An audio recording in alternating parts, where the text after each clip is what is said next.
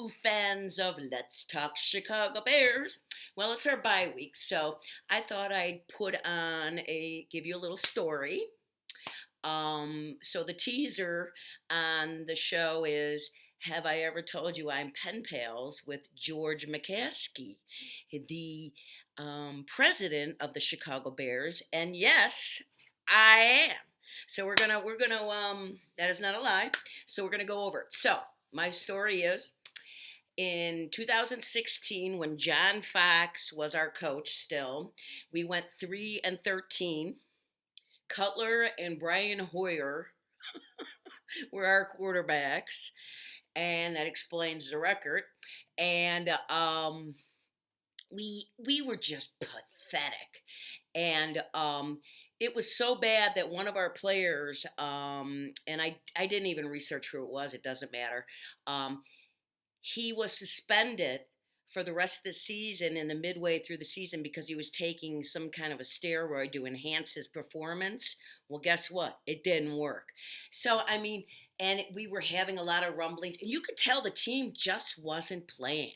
It seemed like they didn't care when they were out on the field. It was embarrassing. No one seemed to care in the organization. It was, I was just like, what happened to the Chicago Bears, the standard of the Chicago Bears? In 2016, in my opinion, we had hit rock bottom. Especially when that player was suspended, I was really pissed. I'm like, it's embarrassing. One of the longest organizations in football, the Chicago Bears, and it was pathetic. So I had had enough. So after the season was over, I had written a letter to the Chicago Bears organization. And I started it out with, Dear to ever who, no, I'm sorry. I didn't write dear. I started out the letter to whoever cares at the Chicago Bears. And then I wrote, it's embarrassing to be a Bears fan. We used to be proud to be part of that organization and fans, and you're not living up to the standards that we're used to. And I'm not just talking about their record that year. It was just everything. It was the players weren't playing. You could tell they didn't give a crap. Our records show you, as I told you, that one athlete was suspended because he was taking steroids, enhancements. The team was bickering. It was just awful. John Fox was clueless. And so I had it. So I wrote them and just said, this is embarrassing. What are you going to do about it? We have been bad for so many years. After we went to the Super Bowl in 2006 with, in my opinion, we really didn't deserve to be there. But the defense got us there. We had no offense, but because we had Grossman as our quarterback. So I said, this is just terrible. I've been a fan since the 70s, and I've never seen the organization hit rock bottom like they did in 2016. So I went on, and I said, at the end of the day, the Bears organization owes it to the fans.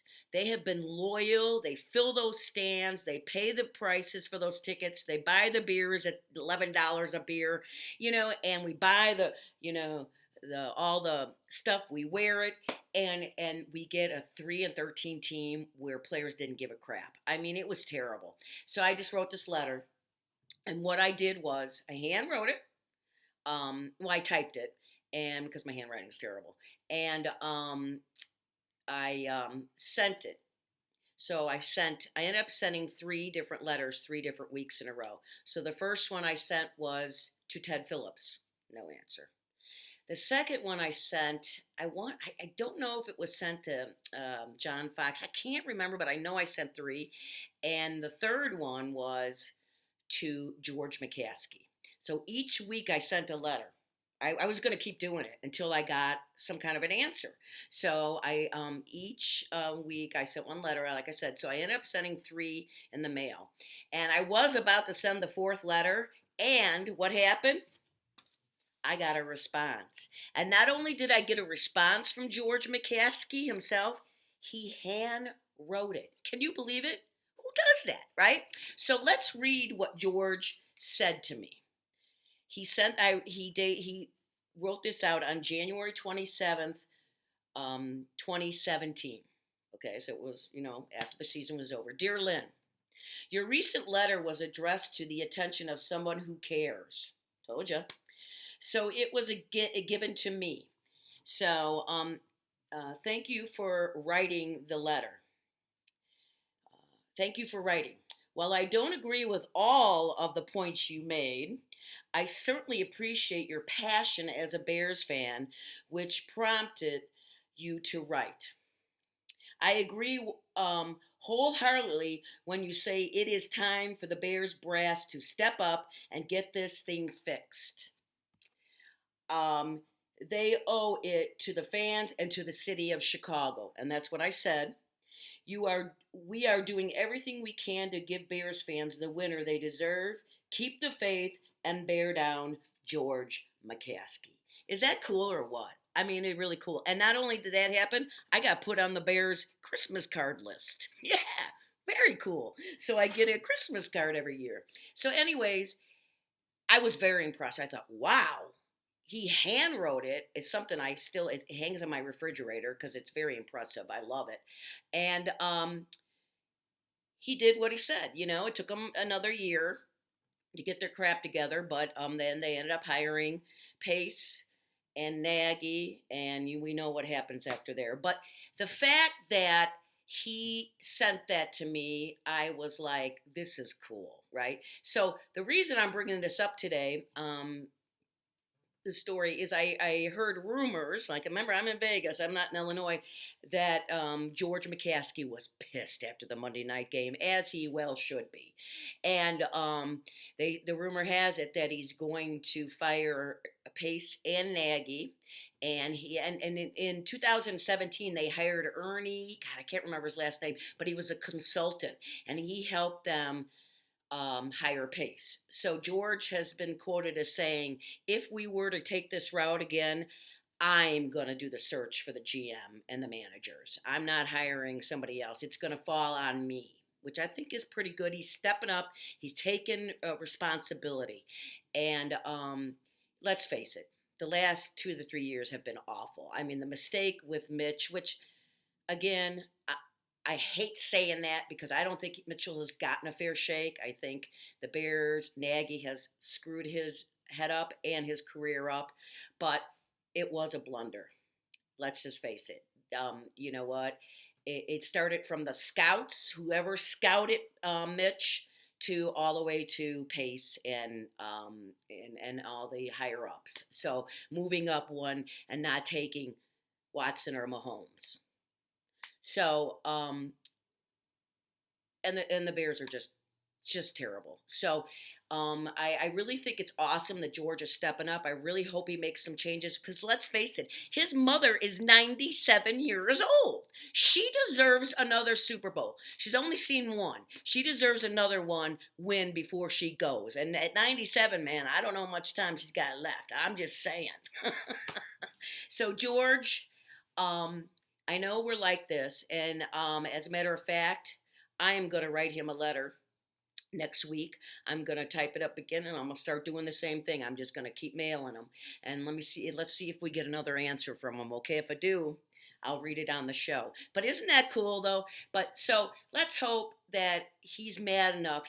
They said no one's going to get fired during the season because there's really no point in doing that. But he knows damn well we have no offense, and we're not going to win many more games. So I wanted to share that little story with you. It's pretty. When that came in the mail, I got to tell you, I was like, ah! And it's pretty cool, especially handwritten. Very, very impressed. And another little Bears tidbit I'll add. I don't know. I've said before, I'm a football geek. So I watch Thursday night football. I watch, if there's a Big Ten game on Friday night, I'll watch that. I watch college on Saturday, and obviously all day Sunday, I watch football and Monday night. So, and I was watching the game last night, Seattle Seahawks and the Arizona, Carolina, not Carolina, good God, I've been locked up too much. I'm sorry.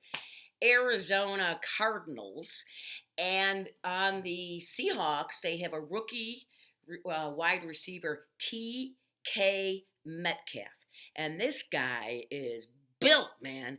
And he was making some catches last night. And I guess and Troy Aikman said that the Seahawks don't even know how good this kid is. That's how good he's going to be. And he has a tie to the Bears. His father, Terrence Metcalf, was an offensive guard on the Chicago Bears from 2002 to 2008. And he would watch his dad play the Chicago Bears. As a matter of fact, Greg Olsen was saying, talk about making me feel old. Greg Olsen is also on the Seahawks team now, but he got hurt last night, and it's probably going to be his last year. I bet he's going to retire and be on TV. I love Greg Olsen. I've told you that before. I don't usually foul players when they leave the team, but he was such a cool guy, and I was really sad to see him go. That was Mike Martz's big blunder because he didn't like tight ends, so they traded him away. But he had a good career in Carolina and happy. So now he's in Seattle, and I guess TK went up to him and said, "Hey, when he joined the team," and he said to Greg Olsen, he said on a call when they were doing a Zoom thing with the team, he's like, "Man, you played with my dad in 2008 when you were on the Bears." And he goes, "And I watched you." And Greg Olsen's like, "Damn, I'm old." So it's funny because his father played with the Bears as a guard, and his father played with Greg Olsen, and now he's playing with Greg Olsen. But we'll see how much longer because he got hurt last night. But it's kind of cool. A little 6 degrees of separation, Kevin Bacon. You know what I mean? So I thought that was a little cool. I thought I'd share that with you guys. This is the bye week, so I'm just going to put this out there, a short show. But I wanted to tell you my George McCaskey story and give you a little connection, 6 degrees separation to the Bears and the Seahawks. And man, if you haven't checked out TK Metcalf, check him out. He is a beast. Man, why can't we get somebody like that? He ran a play last night that was so good. So Russell Wilson was running around, and he had looked at 2 of his receivers, and he was being chased, Russell Wilson. So TK runs his route, turns around, and realizes that now Russell is running around. So he keeps on running and running and running, and Russell finally finds him in the corner of the end zone. Touchdown. Smart for a young rookie. I was impressed. Our receivers don't even do that now. That's the one thing they don't do. Although Foles is the Statue of Liberty. He can't move. But that's it. So listen, fans, I will reach out next week. We'll get started back on talking about the Bears and their next contest, which is a week from Sunday night. Another embarrassment on national TV because we're going to be playing the Green Bay Packers. Damn it. So, all right, fans, you guys have a great weekend. Keep on loving each other. Let's respect each other. Let's stick together because this is tough times. Numbers are going up. Lockdowns are coming back. I can't take it, man. I've been locked in this house way too long by myself. All right. You guys keep on rocking and rolling. And don't forget to tell all your friends about my show. Thank you for your support. And from Vegas, baby, rock and roll. Go Bears.